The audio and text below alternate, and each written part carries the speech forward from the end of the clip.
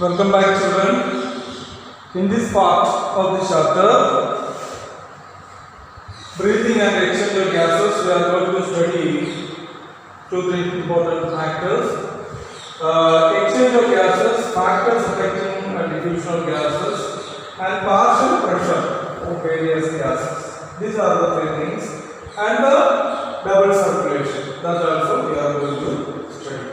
What are the things you have to remember when we study about the exchange of gases? Yes, exchange of gases takes place in two regions, between the alveoli and the blood of the capillaries, and also between the blood and the tissues. Between the blood and the tissues. So there are two sites at which this gaseous exchange takes place.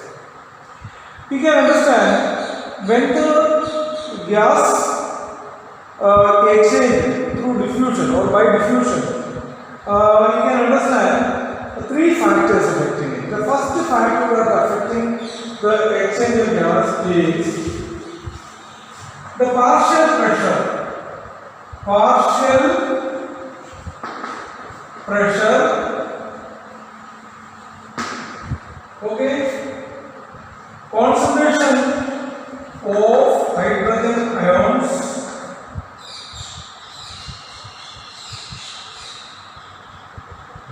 then the thickness of the diffusing membrane, thickness of the diffusing membrane, thickness of membrane through which the diffusion takes place.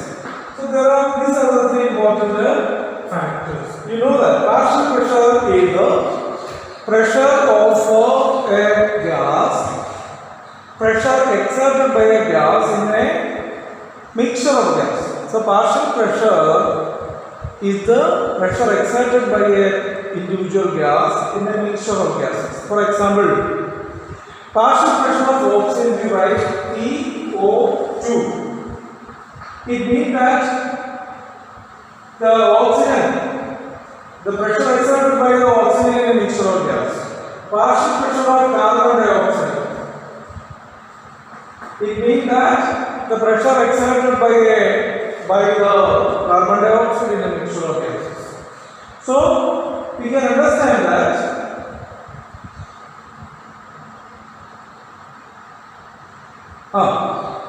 we can understand this important factor, that three important factors, and I will tell you one more factor, the temperature also. Temperature also one of the important factor, temperature of the medium. Okay? So we can understand these are the four factors. So what are the four factors affecting the diffusion process? Partial pressure of the diffusing gas, concentration of hydrogen ion, thickness of the membrane through which the diffusion takes place, and the temperature. Now, always we can understand this fact. The partial pressure is indicated by a single gas. You have already studied that in a diffusion, a particular single diffusion, the gas diffuses from high partial pressure to the low partial pressure. From high partial pressure to low partial pressure. That is the rule. So, for the diffusion, we must understand that there should be high partial pressure of the diffusing gas. This pressure gradient should be there. So, simple diffusion is the process of movement of the molecules of gases from its high partial pressure to the low partial pressure, as long as the pressure gradient exists. The concentration of hydrogen ion, thickness of the membrane, and temperature are other factors. Okay. Now, we can see in our respiratory gases, the gas which we breathe in and breathe out, the oxygen and carbon dioxide concentration, partial pressure, which is set in millimeter mercury. Let me tell you, in the atmospheric air that we breathe in, the partial pressure of oxygen is 159 millimeter mercury,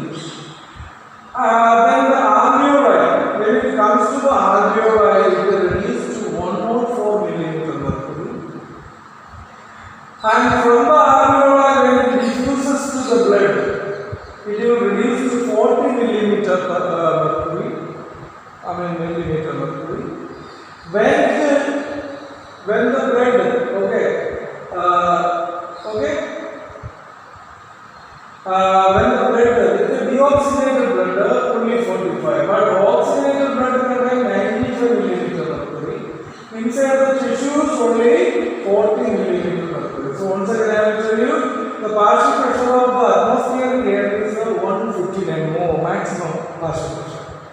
Then in the alveoli it is 104 millimeter mercury.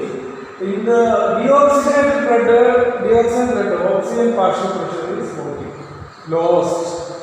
Okay, in the deoxygenated blood. Now in the oxygenated blood it is more, that is 95, more than double of this. And in tissues it reaches only 40 partial pressure of oxygen. That is the partial pressure of oxygen at different locations. Clear? Now the carbon dioxide, partial pressure of carbon dioxide in the atmosphere is, partial pressure we don't say, it is in the percentage. Okay? It is in the percentage. 0.3 percentage is the only percentage. Now in the alveoli carbon dioxide will be 40. Okay? And in the deoxygenated blood it is 45.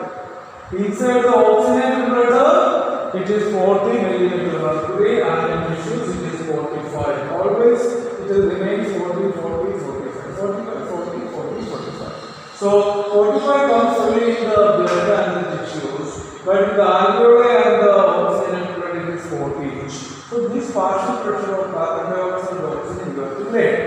That may ask in the examination. You got this idea? Yes. Now we are coming to from the heart. You have studied in the lower class in 10th. We have a 4-chamber heart.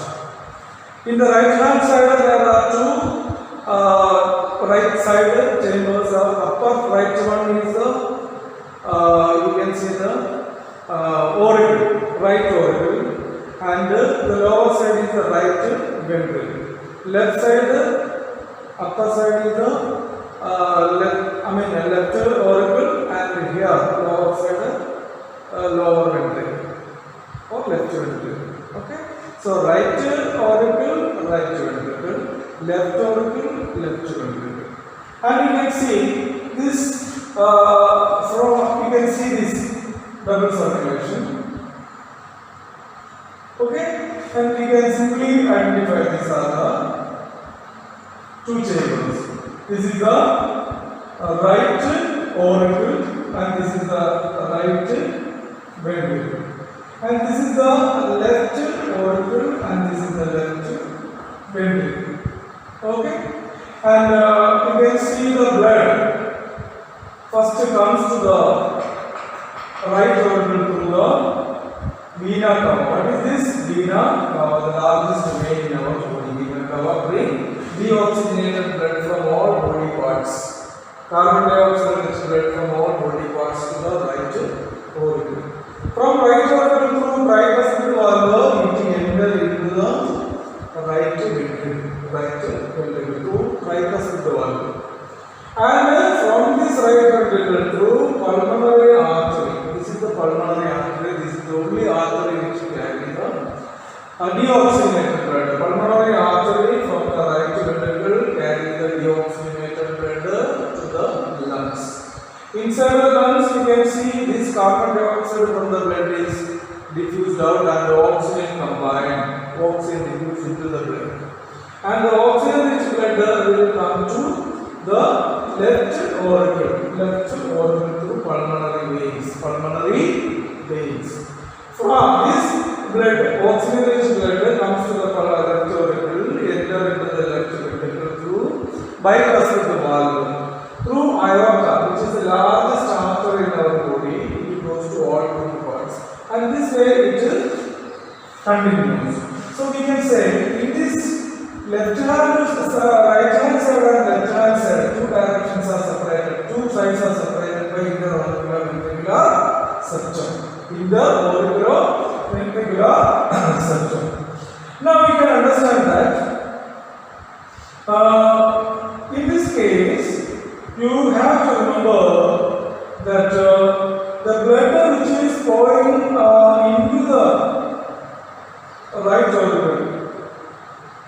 has a very low oxygen level, that is only 40 millimeter mercury, and the carbon dioxide is 45 millimeter mercury in the deoxygenated blood. Coming here, that deoxygenated blood means oxygen level is 40 and the carbon dioxide level is 45 millimeter mercury. That will go to the lungs. Inside the lungs, inside the alveoli, you can say 104 millimeter mercury oxygen and carbon dioxide is 40 millimeter mercury. And that blood, carbon dioxide is diffused out of oxygenated. So the pulmonary vein carry the oxygenated blood, and the pH, partial pressure of oxygen in the blood coming to the left auricle is 95 millimeter mercury, and carbon dioxide remains 40 itself. So the blood flows in two directions. The blood flows into the lungs through the pulmonary arteries called, we can say, what is called pulmonary circulation. The blood coming to the vena cava, and from the right ventricle, the blood, the oxygen blood goes to the lungs, and the lungs purify the blood by exchanging the gas. Okay, this is what is called pulmonary circulation. And systemic circulation, the oxygen which blood from the lungs carried by the pulmonary vein comes to the left auricle, from left auricle to right auricle, from the right auricle to from the right ventricle, the oxygenated blood is taken out by the aorta and goes to whole body. This is called systemic circulation. So pulmonary circulation and systemic circulation. Pulmonary circulation is on the right side and systemic circulation from the left side. Okay, this type of two circulation in one cardiac cycle is called double circulation. Very important in mammals and birds. Okay, so this is the direction of the flow of the blood. That's all from this part. You can see this module and take it. Thank you.